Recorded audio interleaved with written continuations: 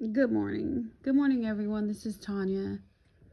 And I wanted to finish the video I was making about the love story of Easy and Peaches.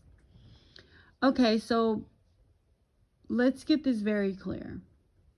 My mother wanted me to share her love story with the world. So she seen me doing videos and she said, "Can you please share my love story with my husband to the world?"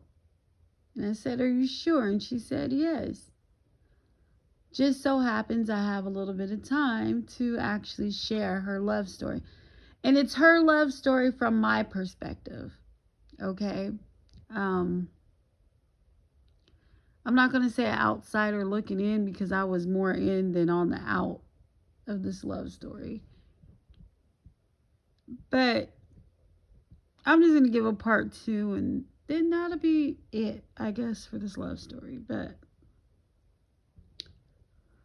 so I last finished off where the stepdad, Easy, he would get mad at me and he would, put me down and say horrible things. And he would always say stuff like, "You're not like my daughters. My daughters got nice homes and they got money and they own this and they have this. And my daughters are beautiful. They're biracial. They look like your mother could have given birth to them. And um, you're a dark black woman. You'll never know what it is to be live a life of a light skinned woman. Like your mom is light skinned and my daughter's is light skinned."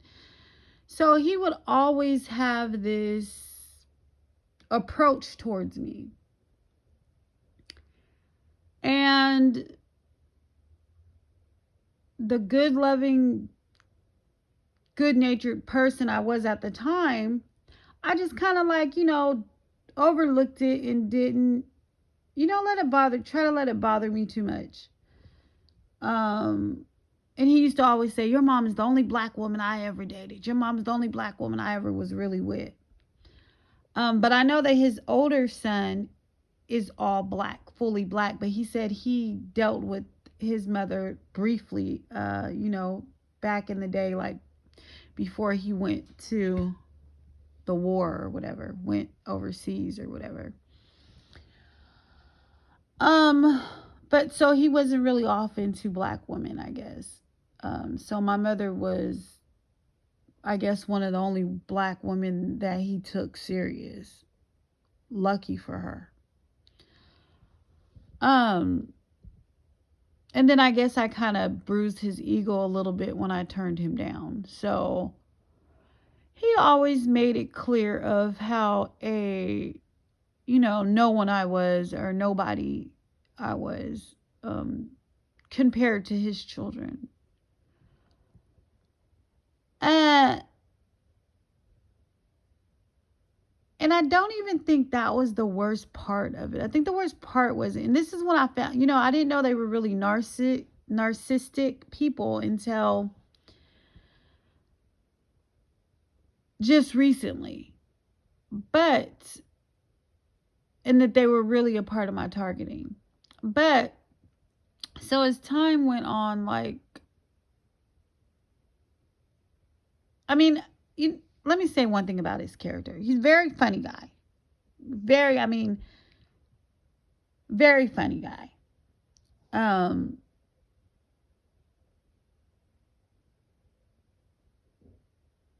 and he was one of, he's the type of guy that gave, but it was like almost like he gave but talked bad about people. One of those people that like will give you stuff or will provide things, but they talk horrible about you. That's the type of person his character was. That's the type of person. But anyways, him and my mother stayed together, and he would just cheat and run off with women, and she would go get him back or fight women, and he paid for everything, and that's kind of the dynamic of their relationship. So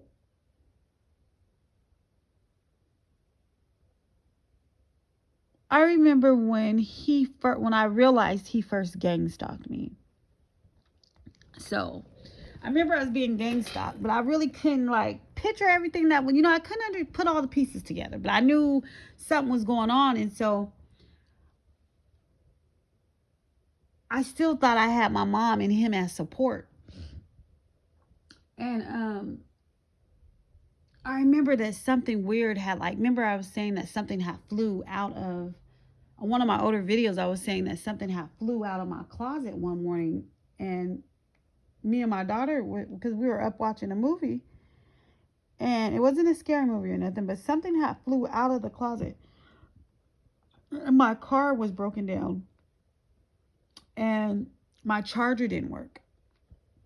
I didn't have a house phone. So I remember getting my other daughter up and getting us up, getting us dressed. And I'm like, look, we're leaving here because it's just an eerie feeling in my apartment. So we had walked to the 7-Eleven, and I brought a charger, and I asked the guy, could you call for a cab? He said, I'll call for a cab. So I remember us going to my mom's house. And then when we got to my mom's house, that's when her one headlight was on her car. And it was almost as if she knew that I was coming to her house. Remember, my phone was messed up, so I couldn't call and tell her, like, hey, I'm on my way to your house or nothing. None of that. And it could have been about 1 o'clock in the morning. It was it was early in the morning. And so when I got there, instantly when I got there, me and my daughters noticed that it's a one headlight. So me and my oldest daughter, well, she wasn't that old at the time, but she could have been she was old enough to understand that something was going on. She could have been about 8. I'm not sure the exact age. I'd have to go back and look at that video. But so it was one headlight. And so knocked on the door, and immediately she's like, oh, be quiet, easy sleep. And she immediately gave me covers and was like, y'all go in the other room. So we're in the room laying down, and then she comes in the room. The lights are out. She comes in the room, and she has the camping flashlight. She takes the camping flashlight, flashes it in my face, and my light in my eyes with the big old light. And I'm like, okay, this is odd. This is weird. This is weird. This is her gang stalking me. But I'm like, I'm still trying to put all the pieces together. Because I can't believe, my mom, I come to her house. She got a one headlight. She comes in the room with the big old flashlight in my face. I'm trying to put this together. Oh my. So she's already destroyed me to the family. She's already destroyed my character to other people. She's already talked poor, dirt and salt all on my name to whoever would listen. But I'm still not putting it together, because I'm like, maybe these other people are involved in this, but not my mom. Not my mom, not her husband. But lo and behold. So I'm thinking that's odd. Then the kids wake up, go to school in the morning. They give the kids a ride to school. Then the next morning, I'm just there like, this is crazy. So he's like, comes in, Easy comes in. He's like, you know what? I'm going to pay for your car to get fixed. Towed. Let's go get your car towed to the shop. But I'm like, okay. So he takes the car, go take it to the shop that he chooses, take it to the shop. It goes to the shop. Takes 2 days for them to fix the car. So we're there for 2 days. And they kind of work off of each other's energy back and forth, So if one's upset, you really won't know which one is really upset with you, because they'll blame it on the other person when in reality it's really the other person. So they kind of play off each other. But it took a while for me to understand that too. But anywho, we go to get the car fixed. The car's fixed. So they say, come pick up the car. So we go to pick up the car, just me and my stepdad. This is when I found out my stepdad now is really gang stalking me. So we go pick up the car. So nothing about him is a godly man at this point. Straight on demonic energy, right? But I'm slowly figuring all this out. So we go pick up my car, And he has this nice truck, so he's behind me. But lo and behold, on the way home, bull crap, you nuts. He's like, I'm gonna follow you to my house, and then you can just stay there till the kids get out of school. I'm like, okay, cool. So I go. Lo and behold, I look in my rearview mirror, and this is when I really paid attention to like this energy. I look through the mirror. He's behind me. He puts his high beams on me. So I'm like, okay, why he got his high beams on? Then I keep going. I look back again. Dun dun dun dun. It's a one headlight. I'm like, oh shit. He can't be a part of it. Oh my gosh, this all is making sense now. Oh my goodness. He's in on it. She's in on it. I gotta figure a way to get my kids out of this town and leave. Because my support system is in on it. But this is not about me. This is about their love story. So I go home with my kids, whatever. But let's finish their love story. Let's get back on topic about their love story. So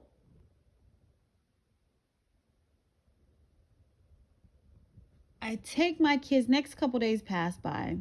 I'm still trying to figure out like what's going on. And I'm like, well, I'm having problems with them, but they still have a relationship with my kids. So I'm not going to stop, That's how I was thinking, trying to think cardinal. Like, instead of in the spirit thinking spiritual because some spiritual weird stuff going on, I'm still thinking very cardinal. Well, just because I have an issue with my mom or her husband, I don't really know what's going on. I'm still going to take my kids to go visit I'm still going to stop over there after picking them up from school. So I go over there and I go inside the door, and she's like, oh, you can't come in here. Easy don't want you in here. Only the kids can come in. So I'm like, okay. So I sat in the car for like 10, 15 minutes. I'm like, okay, you guys, it's time to go. It's time to go home. It's time to go. So we leave, but I'm still not properly putting all this stuff together. But anyways, we leave. But next couple of days, my mother calls me and she's in a panic. And she's like, I need you here at my house. Easy's had a stroke. And I don't know what to do. And I'm like, call 911. Call 911. And she's like, well, come over here. Once you get over here, then I'll call 911. But I'm still so confused because it's like, you just didn't want me in your house. You don't like me. Y'all treat me bad. Y'all talk bad about me to anybody that listen. But lo and behold, I go over there with my kids. Then she calls 911. He goes to the hospital. They keep him for, I think, a couple days, whatever. They let him out. Then I'm noticing that I'm still getting treated weird. And then he has like, this is how much they're in love. He has like gangrene on his foot. So his foot starts wasting away. And she's putting ointment on it, fixing it, whatever. And so we're not talking because I'm like, okay, they're weird. Something ain't right. Like, I'm over this. So one day she calls and she says, hey, do you think that you can come to my house? And I'm like, why? What's going on? She's like, well, Easy, his skin is falling off his foot. Now, I want to know if you could put the wrapping stuff on it because I can't look at it. And I'm like, don't you guys hate me? Aren't I such a bad person? Like, you guys can't call anyone else? Like, I'm your mother. Just come over and help. So I go over, drop what I'm doing, go over there, and I help wrap his foot. It looks horrible. The skin's coming off. It's just like, okay. But I do it. And then I leave. And then I'm like, look, let me get my kids and get out of this town, because these people are obviously trying to kill me. They don't like me. That's her husband. They're madly in love with each other, or lust, because when they started off together, he liked the way she looked. She liked the fact that he had money. Her name was Peaches in them streets. His name was Easy Money. Okay. The devil goes off of lust. God deals with the love. Okay? So, I leave. I almost die. I almost got killed. They poisoned me. Not my mother and Herman. No. Not Peaches and Easy. No. They didn't poison me. I mean, she could have poisoned me a time or two when I went over there to eat. But no. A guy that I was dating at the time poisoned me. And I almost died. I was scared to go to the hospital. So this poison, I mean, it was horrible. I had to let it come out of my body. If you ever been poisoned to the extent I was poisoned, your body hurts so bad. It's like a pain that I can't even tell you I can't even explain to you the pain of true poison in your body. And I know that God is the only reason why I'm alive. And God is the only person that has healed me and brought me this far. And God has given me an extension of life, because I should have been dead. Yes. And the enemy was able to strike the way he struck because I was still walking in heavy sin. Oh, yes. But that's another story for a different day, another story. Whatever. That's a different story. Because people want to know, if you go by the Bible, it says that, yeah, you'll go through it and your enemies will come against you and they'll try to poison you and they'll do this, but you won't feel any of it, right? That it won't kill you, it won't take you, you won't feel any of it. But some of the stuff does take, it might not prosper fully, but some of it will take heed in you or against you, because that's when you're not walking fully in alignment with God. But that's a different story. However, so this whole town, state of Nevada, Reno, Nevada, almost killed me, took me out. And I had to go back like, why am I going through this? It was because the CPS system is the CPS system are the people that are child traffickers. They are the head child traffickers. The CPS and the police department run neck to neck together to child traffic children and their families. So when they say human trafficking, they traffic your family. When they get all the paperwork signed in and all that stuff, and they have you and they're watching you, and they have agencies watching you and following you and all that stuff, they've already sold you to people. These people are to ruin your life. They set up, recordings, cameras, video recordings, wherever you move to, the people following you every damn where. That's how they know how to entice you, your kids, know what your every move is, what you think, what you like, what your likes and dislikes are. It's all a setup from the demonic beast system.